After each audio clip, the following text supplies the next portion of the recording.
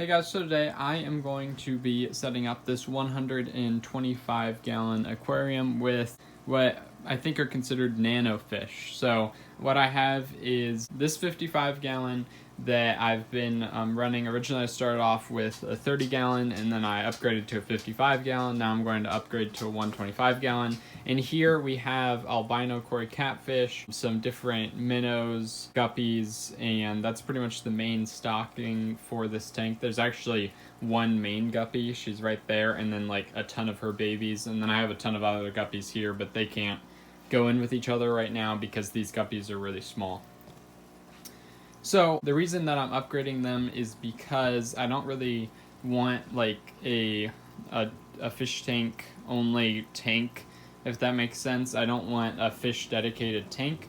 This will actually be a community tank that includes turtles. So you can see I have some map turtles down there, but I have other turtles out in the pond, obviously, and they will be going in here as well. So for now, I'm just going to get the fish established, and then since it's summertime, the turtles will be out there for a couple months until I eventually bring them in, and then they should be able to cohabitate with the fish. So to start off, I'm going to show you what I did to take the normal dirty tank you guys are used to looking at to get it to this point, and then I will finish the project from there. Here's the plan. I'm going to move those guys down to there and just take this tank down. So I'm going to take the filter down because I need to wash it before I put it back on this tank. I do want to add a different filter rather than this one because this one's really loud, but this one is the biggest. It has the most space, so it holds the plants the best. So until I find something else to do there, I plan to use this one, which is disappointing. But for now, I'm just going to go ahead and take all these plants and just throw them into this tank for the time being, and then I will set it back up later when I get everything situated.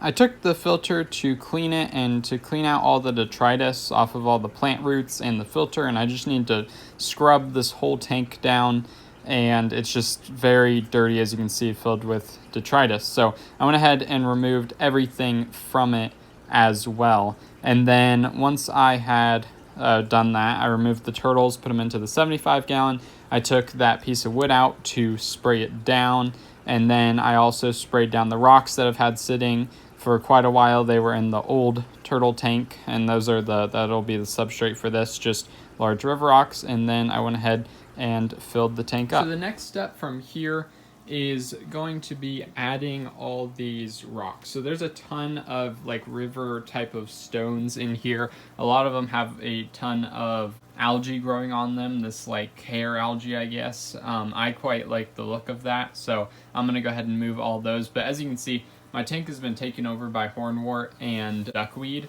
and I kind of like that, and I'm just gonna go ahead and move the plants in here into there. But when I move the turtles in, I won't be able to have any plants besides the duckweed. So for now, there's going to be the plants, and then later on, I'll move it into the smaller tanks that I keep. These won't be here, but they'll be somewhere else in my room.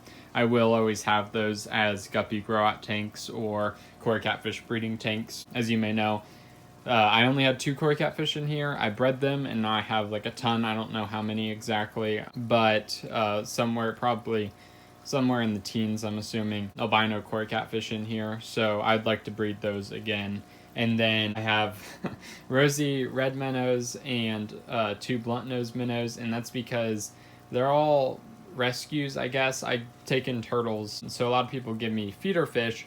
I don't really like the idea of feeder fish, or not minnows anyway. If I would feed my turtles anything, it would be guppies, and that's why I am breeding a ton of guppies. But I quite like the minnows, and I think that they would look nice just swimming around and stuff, and if the turtle gets one, then the turtle gets one. But right now I have it like half filled. To keep this piece of wood submerged, this is a 6-foot piece of driftwood that my dad picked up in, I want to say, North or South Carolina. I always forget. But that's just the thing. It's 6 foot. It's like exactly perfect to fit inside this tank, which is like amazing. So it's going to be very cool. I need to place, I have all those stones, so there's like a pile there that I've just had sitting in there, and then like a ton of stones and stuff, as well as slate rock as well, that I'll kind of mix into the bottom here. So I'm gonna fully scape it, and then I will start adding like plants and the fish and whatnot after that. So I basically just started deconstructing this whole aquarium, not only the rocks, but just organizing everything that was in it. So I've removed everything, basically. I have that huge thing of rocks there. I have this massive rock, which is going to be kind of a centerpiece. I don't know. Like, this thing is huge. That piece of wood is huge. They're both kind of centerpieces, if that makes sense. I don't know. And then we have all the duckweed in one bucket, all the hornwort in one, all the wood items in one, and then I left in the, it's something wort, I forget. That stuff right there with the small leaves, I left in that, and I left in the Italian Val and the Anubias. So what I'm actually going to be doing is those plants there and the Italian Val, they grow into a substrate. Now these are just rocks because it is turtles and they will dig in them. So this tank actually has dirt underneath the rocks, which is kind of like basically potting soil, which is kind of interesting. It was an experiment with this build, and I think that attributed to the amount of black water it was when I set it up. I don't know how else to say that, but this was originally supposed to be like a very black water tank. At some point it kind of stopped, and I was really happy because you could not film it whatsoever. But what I'm going to do is I have this pot here, and I'm going to put some of this substrate because I know that stuff's still under it. So once I get the fish out or whatever, or probably before that, I'll go ahead and scoop some out and kind of transplant all those plants into that pot. So then when I have to put the turtles in, I can just move those into the guppies tank, or maybe even before then. But the guppies tanks are gonna be very cool, I'm thinking. They're gonna be like my play around tanks. I'm gonna be able to try all different types of plants, but knowing me, I'm gonna do one scape and I'm gonna think it's cool and I'm gonna leave it forever. But I'm hoping that I'll do like some different types of things with just loads of plants. Maybe even try without like filters. Right now there's literally just sponge filters on them. So just like loads and loads of plants, and it's gonna look really awesome. Anyway, I'm going to go ahead and start scaping. I have an idea of what I want to do, and we're just going to figure it out. So first I'm going to start with the rocks, and then I'll go in with little rocks and botanicals and just all different types of things. Also, you can see like this area right here, that's all like moss covered gravel, and what I'm going to do is I'm just going to grab that and throw it in there, because as you can see, this gravel looks really nice and clean, and it's not going to match up with these moss covered rocks. I mean, eventually it will. This will spread to all this here, but I want to kind of make that spread faster and kind of get all these rocks to grow like that, just because I like the look of it. So I started to finally scape the tank. So what I basically wanted going on here was one big piece of wood that had fallen down, and then there was a bunch of rocks around it, like in a river, and that's what I was going for here. I also wanted to use the vertical space in this aquarium. This aquarium's 23 inches tall, and I didn't want an escape that just stuck to the ground the whole way. So that's why I wanted to prop that part up, this part up front, and have it like coming out of there. And I think that looks absolutely amazing. So that's what I went for there.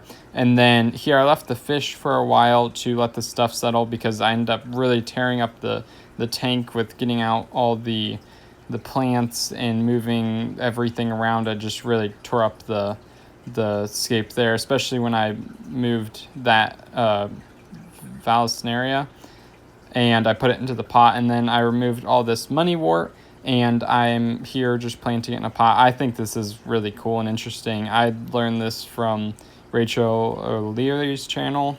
Sorry if I just like butchered that. I don't know why I did, but I think that this is really cool. And then, like I said before, I can just remove it whenever I need to. So I buried it in the substrate just where it would get light, because of this big piece of wood, there's not a whole lot of places I can put plants, but that's all right. There won't be plants in this tank for super long time because of the turtles, which is quite unfortunate because this tank looks awesome with plants. So I started to move in the plants now that I had gotten all the mixture of river rocks and slate rocks in a cool riverscape going on there with that one huge piece of wood.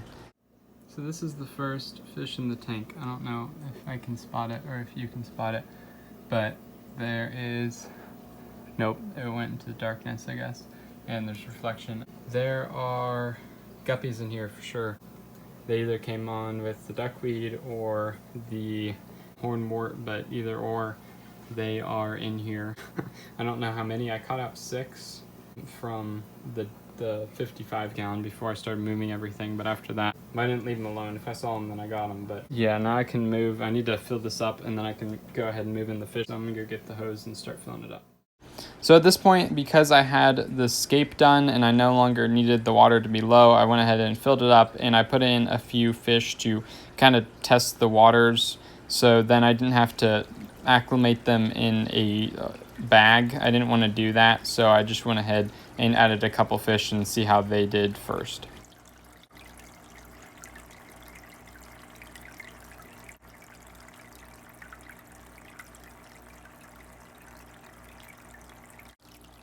I believe all the temperatures were very similar in the two tanks. The only difference is that this tank is basically brand new. Like all the water in here is brand new. There are all those rocks and substrate and plants and stuff that have the beneficial bacteria on it, so I'm not worried about that side of things, and the 2 sponge filters, of course. So I just went ahead and started moving all the fish in because I felt like that putting them through like temperature acclimation to make sure it's the exact same temperature would actually be more stress than just putting them straight in. So here I got some footage of the individual fish, and this one's really special to me anyway. It's one of the oldest pets I have, or the longest pets I've had. This was back when I had a 20 gallon, and that's before I started my channel. So this thing's a couple years old. This is a dwarf striped catfish, and it's actually pretty annoying because it eats my guppies, and yeah, that's really annoying, but it is pretty cool, and it's the biggest fish in here, I believe. So once I had done that, I went ahead and put the plants in. I had already set up the filter running earlier, but I added the plants. So I wanted to show this real quick because I don't think that the setup of this enclosure, the video for that did all that amazing. I don't know. Fish tank videos don't do very well for me. It doesn't really bother me. I like the reptile videos better anyway. But here is what the substrate is in this tank, and this is something that I got from Flew the Flower Horn. That's a really awesome channel. Like, I love that channel so much. I love their videos, but or her, I don't know.